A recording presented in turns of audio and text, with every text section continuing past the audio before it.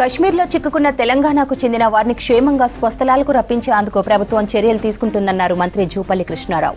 రాష్ట్ర ప్రభుత్వం తరపున పర్యాటకులకు తగిన సహాయం అందిస్తామన్నారు. ఈ ఘటనపై తెలంగాణ పర్యాటక శాఖ అధికారులు ఢిల్లీలోని తెలంగాణ భవన్ అధికారులు కేంద్ర ఏజెన్సీలతో సమన్వయం చేస్తూ పర్యవేక్షణ కొనసాగిస్తున్నారని చెప్పారు. ఇటీవల జమ్మూ కశ్మీర్లో ప్రయాణించిన పర్యాటకుల వివరాలు అందించాలని రాష్ట్రంలోని అన్ని టూర్ ఆపరేటర్లు, ట్రావెల్ ఏజెంట్లను మంత్రి కోరారు. ఇది పర్యాటకుల స్థితిగతులను పర్యవేక్షించేందుకు, అవసరమైన సమయంలో ప్రభుత్వ సహాయాన్ని అందించేందుకు ఉపయోగపడుతుందన్నారు. కశ్మీర్లో చిక్కుకున్న తెలంగాణకు చెందిన వారిని క్షేమంగా స్వస్థలాలకు రప్పించేందుకు ప్రభుత్వం చర్యలు తీసుకుంటుందన్నారు మంత్రి జూపల్లి కృష్ణారావు. రాష్ట్ర ప్రభుత్వం తరపున పర్యాటకులకు తగిన సహాయం అందిస్తామన్నారు.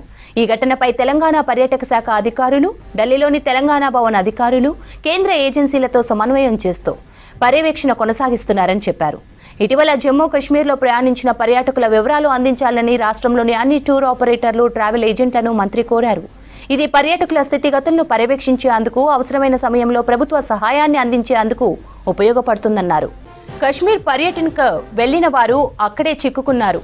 మెదక్ చెందిన 2 కుటుంబ సభ్యులు మెదక్ చెందిన రామకృష్ణ, మరో 2 భార్యాభర్తలు కలిసి కశ్మీర్ పర్యటనకు వెళ్లారు. వారు వెళ్లిన కొన్ని గంటల్లోనే పహల్గాంలో ఉగ్రదాడి జరగడంతో కొంతమంది పర్యాటకులు మృతి చెందారు.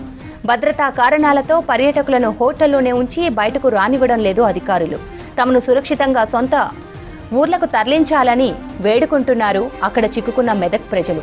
మాజీ ఎమ్మెల్యే మైనంపల్లి హనుమంతరావు కశ్మీర్లో ఉన్న వారితో మాట్లాడారు. సొంత ప్రాంతానికి తీసుకొస్తామని భరోసా ఇచ్చారు. మన తెలంగాణకు సంబంధించిన 80 మంది ఉంటారు సార్. 80 మంది ఉన్నారా మీరు? 80 మంది సార్. 80 మంది ఎక్కడ ఉన్నారు మీరు? నామ్రోజ్ హోటల్, శ్రీనగర్ సార్. పహల్గాంలో లేరు కదా? పహల్గాంలో లేదు సార్. శ్రీనగర్ ఉన్నారు మీరు? అవును సార్. శ్రీనగర్ అంటే సేఫే, నో ప్రాబ్లం. నేను అలా చెప్పి అంత తొందరపడకూడదు. మీరు వాళ్ళని సెట్ చేసినట్టు నేను చేస్తాను, ప్లాన్ చేసి. Okay sir, thank you sir. మీరు నాకు అన్ని పెట్టు మెసేజ్, నేను డీజీపీ గారి దగ్గరికి మీకు పోలీసు వాళ్ళు స్ప్రెడ్ చేస్తాను. మేము హైదరాబాద్ నుంచి వచ్చినాము. జమ్మూ కాశ్మీర్ టూర్కి వచ్చినాము 80 మందిని. అయితే ఇక్కడ పహల్గాం దాడి నేపథ్యంలో ఇక్కడ శ్రీనగర్లో చాలా స్ట్రిక్ట్గా ఉంది. జనాలను ఎవరిని బయటకు రానిస్తలేదు. ఈ నామ్రోజ్ హోటల్ శ్రీనగర్లో మేము ఒక 80 మంది హోటల్లో ఉన్నాము. ప్రభుత్వం ఇక్కడ ఫ్యామిలీలతో వచ్చినాము కాబట్టి ప్రభుత్వం తొందరగా స్పందించి వీలైనంత తొందరగా మమ్మల్ని అందరినీ స్వస్థలాలకు పంపించగలరని ప్రభుత్వాన్ని కోరుకుంటున్నాం.